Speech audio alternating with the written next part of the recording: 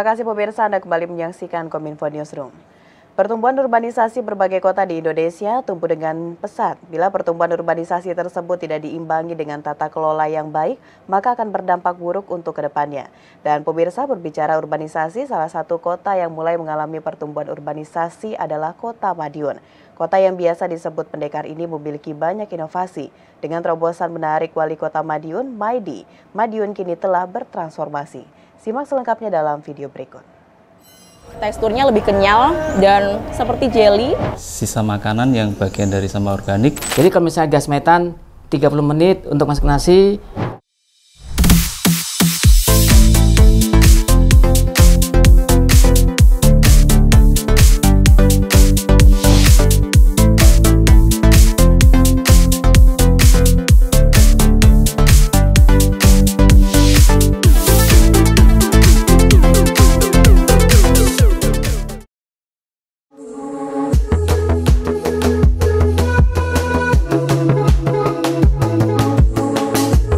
Peningkatan timbulan sampah merupakan salah satu permasalahan dalam pengelolaan sampah di Kota Madiun. Oleh karena itu, perlu adanya usaha minimisasi timbunan sampah. Kegiatan minimisasi sampah dapat dilakukan dengan menerapkan kegiatan pengomposan dan pemanfaatan sampah kembali. Lantas, bagaimana upaya pemerintah Kota Madiun dalam meminimisasi pengelolaan sampah di Kota Madiun? Selengkapnya akan kami ulas dalam liputan berikut ini.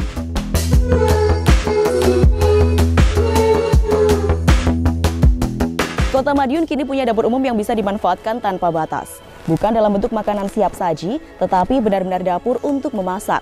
Seperti saat ini, saya sedang berada di dapur umum kawasan tempat pembuangan akhir atau TPA Kelurahan Winongo, Kecamatan Manguharjo, Kota Madiun, yang bisa diakses selama 24 jam. Sebab, gas yang digunakan merupakan pengolahan hasil dari sampah dan menjadi gas metan.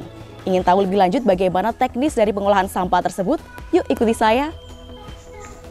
Tempat pembuangan akhir Winongo, Kecamatan Manguharjo, Kota Madiun telah penuh. Dengan produksi sampah Kota Madiun lebih dari 100 ton setiap harinya, TPA yang memiliki luas 6,4 hektar tersebut sudah over kapasitas. Dalam upaya pemusnahan sampah di tempat pembuangan akhir di Kecamatan Manguharjo, Kota Madiun, Pemkot Madiun melalui Dinas Lingkungan Hidup berhasil mengolah sampah menjadi gas metan atau semacam gas LPG yang disalurkan ke 195 kepala keluarga di sekitar TPA.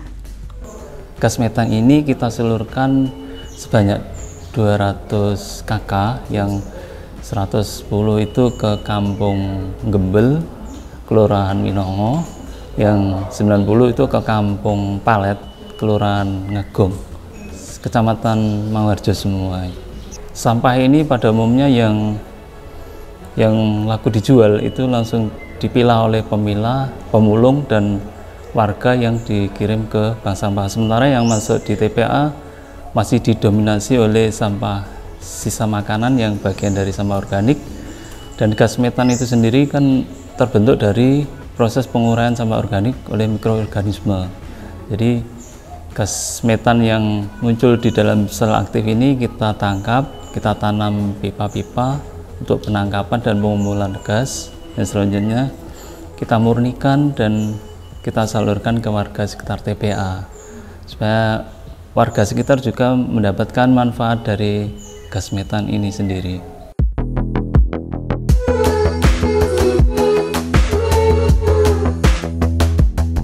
Upaya pengelolaan sampah juga berbuah penghargaan Green Leadership Nirwasita Tantra dari Kementerian Lingkungan Hidup dan Kehutanan. Kota Madiun ditetapkan sebagai kota paling berkelanjutan dalam bidang tata kelola limbah.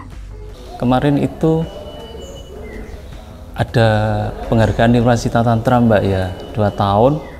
Penghargaan Nirwasita itu ada 4 isu, salah satunya isu pengolahan sampah, dan di dalam isu pengolahan sampah tadi, di dalamnya juga ada gas metan, pemanfaatan gas metan.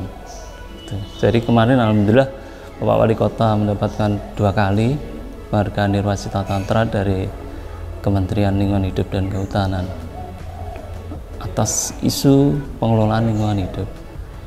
Penghargaan Nirwa itu sebagai penghargaan Green Leadership, bagaimana kepala daerah itu membangun kota yang berwawasan lingkungan, dan di dalamnya adalah pengolahan sampah. Hasil pengolahan sampah menjadi gas metan sudah dirasakan salah satu warga yang merasa terbantu dengan adanya teknologi tersebut. Ia menjelaskan semenjak adanya gas metan dari sampah itu, dirinya tidak pernah lagi membeli LPG untuk keperluan dapur. Saya mewakili dari warga mengucapkan terima kasih untuk Pak Wali Kota, ya, karena dengan adanya TPA ini juga atas instruksi Pak Wali Kota, jadi ada bantuan gas metan untuk warga. Perbedaannya untuk segi ekonomi itu sangat membantu sekali untuk warga semua, karena contohnya sebelum gas metan masuk, itu pemakaian gas LPG 3 kilo itu 1 minggu kurang lebih 2 tabung itu ganti. Tapi semenjak masuk gas metan yang dimanfaatkan oleh warga itu yang 2 tabung, yang 3 itu menjadi 1. Itu hanya ya untuk lama mungkin nggak begitu jauh sih itu. Jadi kalau misalnya gas metan 30 menit untuk masak nasi, untuk pemakaian dari gas LPG sekitar 25 menit.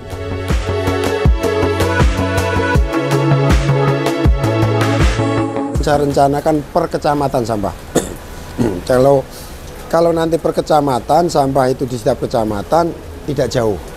Jadi sekarang kan radiusnya 3 kilo kadang-kadang 2 kilo ke sana.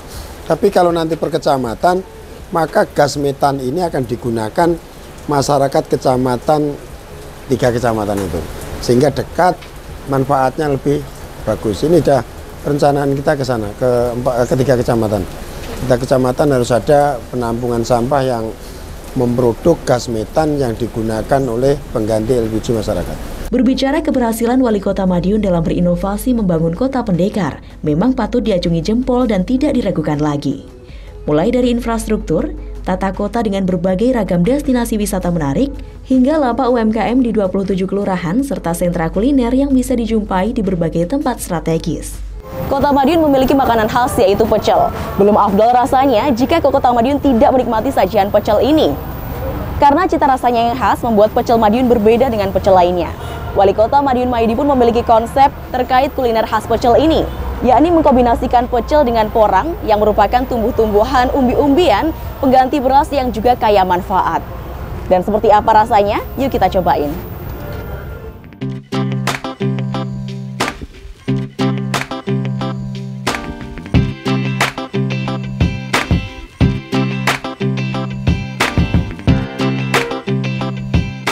Nah, dulur, seperti lapak yang ada di Jalan Pahlawan ini yang menjual berbagai macam menu olahan porang. Salah satunya adalah pecel porang. Nah, di sini bisa dilihat ya, bentuknya berbeda dengan nasi. Lebih kenyal sepertinya teksturnya, dan kita cobain ya. Benar seperti yang aku bilang tadi, teksturnya lebih kenyal dan seperti jelly, berbeda dengan nasi. Inilah yang membuat unik yang ada di Kota Madiun.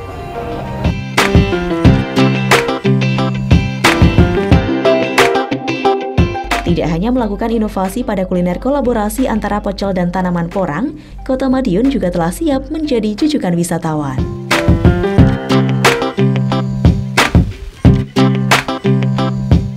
Di kawasan kuliner Bogowonto ini menyajikan sensasi makan di atas gerbong kereta. Nah, kawasan ini dibuka pada akhir Desember tahun 2022. Ingin tahu seperti apa penampakan dalam keretanya? Yuk ikuti saya selengkapnya.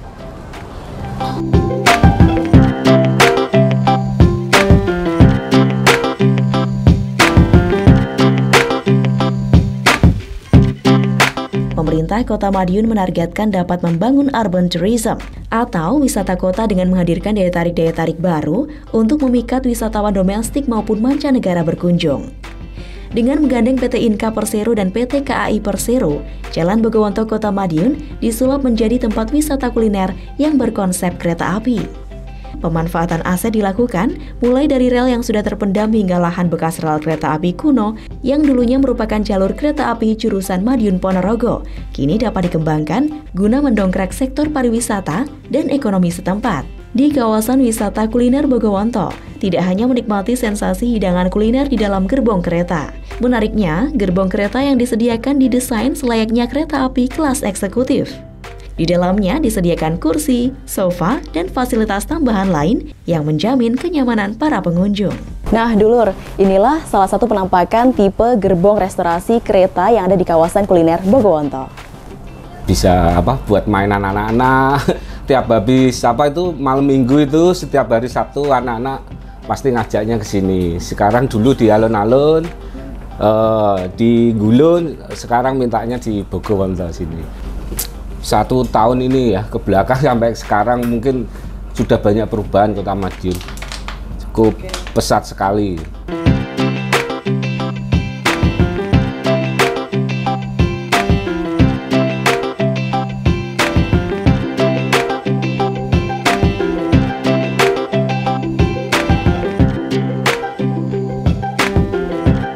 Demikian tadi beberapa potensi daerah yang ada di Kota Pendekar. Tentunya masih ada banyak lagi potensi lainnya yang akan terus dikembangkan. Jadi, ayo dolan ning Madiun.